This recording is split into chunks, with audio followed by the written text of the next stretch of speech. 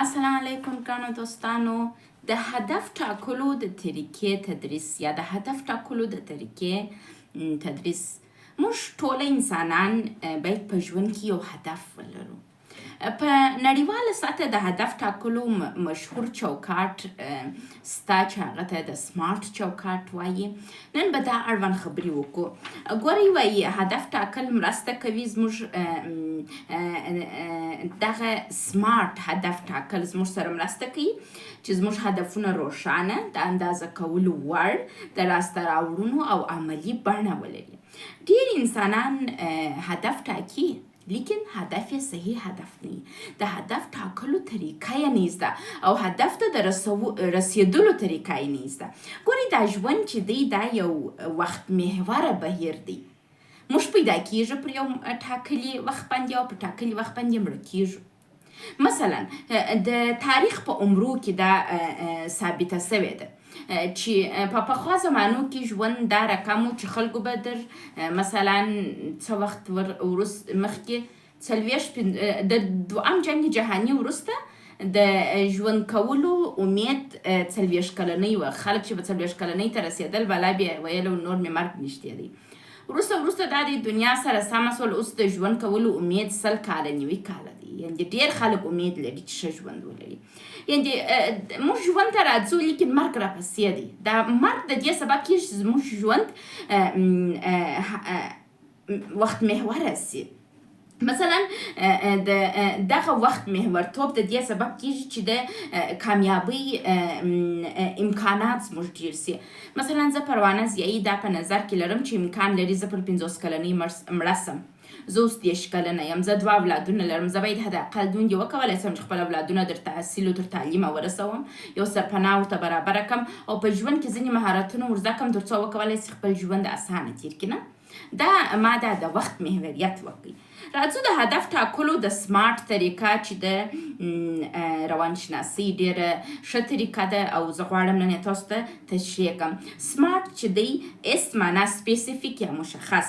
هدف باید روښانه، دقیق او مشخص وي، نه مبهم او عمومي. مثلا یو کس غواړي علم ترلاسه کړي، وایي زه غواړم ډېره مطالعه وکړم.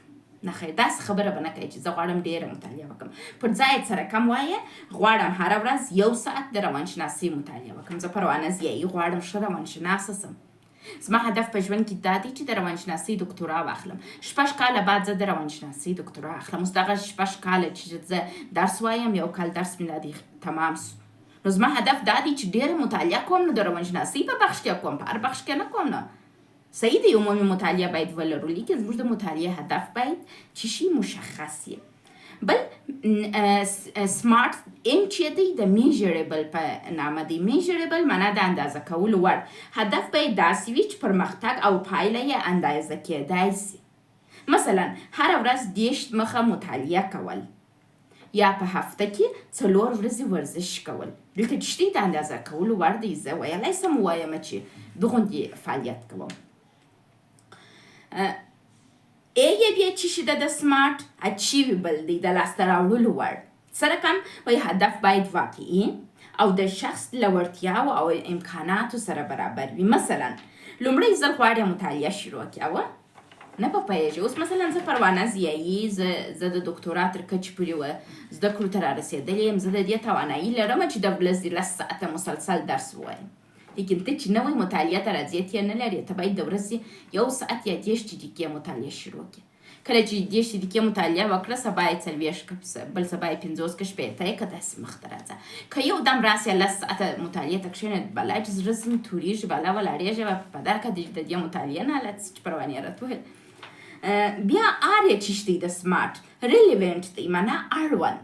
زموږ مطالعه چې موږ کوو وایي هدف باید ستاسو له ارزښتونو، اړتیاوو او اوږدمهاله موخو سره تړاو ولري. اوس مثلا زه پروانه ضیایي غواړم په روانشناسۍ کې دکتورا وکړم.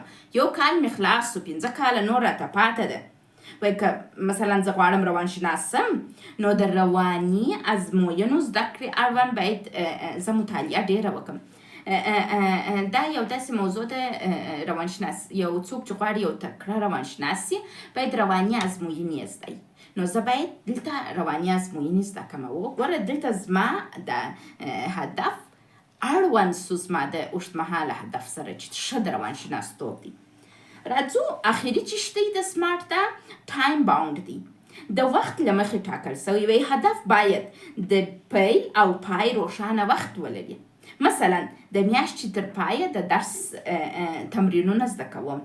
د خپله یو شروع یا ودرلودل او فینش هم ودرلودی چې زه باید دا زده کړم. مثلا زه خپل ځان په هدف کې تاسو ته مثال ووایم. زما په ژوند کې هدف اوس فی الحال دا دی 6 کاله چې زه د روانشناسۍ دکترا وکړم. یو کال مې خلاص شو.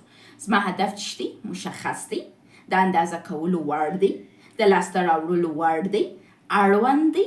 ځکه چې زه غواړم روانشناسي ووایم، نو روانشناسي وایم هره ورځ. نه کوم چې کښېنم تاریخ ووایم، هره ورځ ناسته یم تاریخ وایم. زه تاریخ څه به وکړم په روانشناسي کې؟ د وخت له مخې ټاکل سوی دی. 6 کاله، یو کال مې ختم کړی دی، 5م کال مې انشاءالله شروع کېږي او دغه رقم زه مخته ځم. هدف ټاکل او د هدف ټاکلو طریقه دغه رقم ده. ځان ته یو اوږدمهاله هدف وټاکئ او بیا خپل هغه اوږدمهاله هدف ته چې ځئ په دغه رقم طریقه باندې تاسو کولی سئ چې یو خپل اهدافو ته ورسیږئ. او اهدافو ته رسیدل د دې سبب کېږي چې ستاسو په ژوند کې د کامیابۍ سهولتونه ډېر سي. مننه.